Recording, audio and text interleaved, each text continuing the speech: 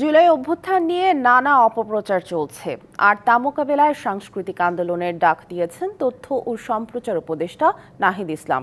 শুক্রবার সন্ধ্যায় জাতীয় জাদুঘরে আন্তর্জাতিক স্বল্পদৈর্ঘ্য ও মুক্ত চলচ্চিত্র উৎসবের উদ্বোধনীতে এই ডাক দেন তিনি। এজন্য সরকারি সহায়তার আশ্বাসও দেন তিনি।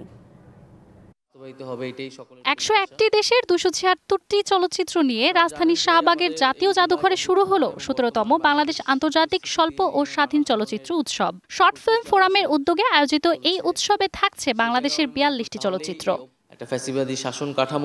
শুক্রবার বিকেলে এই উৎসবের উদ্বোধন করেন তথ্য ও সম্প্রচার মন্ত্রণালয়ের উপদেষ্টা নাহিদ ইসলাম। এ সময় তিনি জুলাই আন্দোলনের স্মৃতি তুলে ধরে বেশি বেশি চলচ্চিত্র নির্মাণের তাগিদ দেন।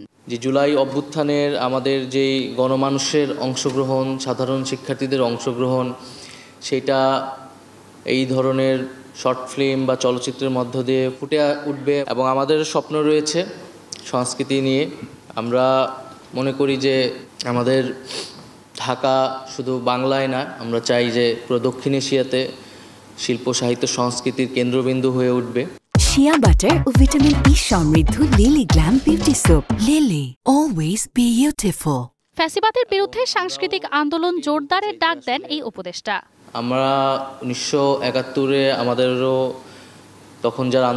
তখন যারা যুদ্ধ করেছেন, সেখানেও একটি নতুন স্বপ্নর মধ্য দিয়ে কিন্তু বাংলাদেশ আসলে গঠিত হয়েছিল। তো সেই স্বপ্ন আসলে গত ৫৩ বছরে বাস্তবায়িত হয়নি, বিধায় আরেকটি গণঅভ্যুত্থানের প্রয়োজন হয়েছে।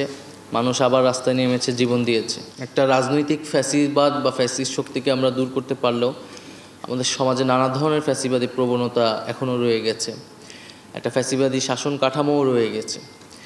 এবং ব্যক্তি এবং সমাজকে এই ফ্যাসিবাদী প্রবণতা থেকে মুক্ত করতে হলে খুব শক্তিশালী সাংস্কৃতিক আন্দোলন প্রয়োজন। ৭ দিনের এই চলচ্চিত্র উৎসবে দর্শনার্থীরা প্রবেশ করতে পারবেন বিনামূল্যে। এই অভ্যুত্থানের আকাঙ্ক্ষা যেটা মানজুমা আফরোজ নীলিমা, ডিবিসি নিউজ, ঢাকা।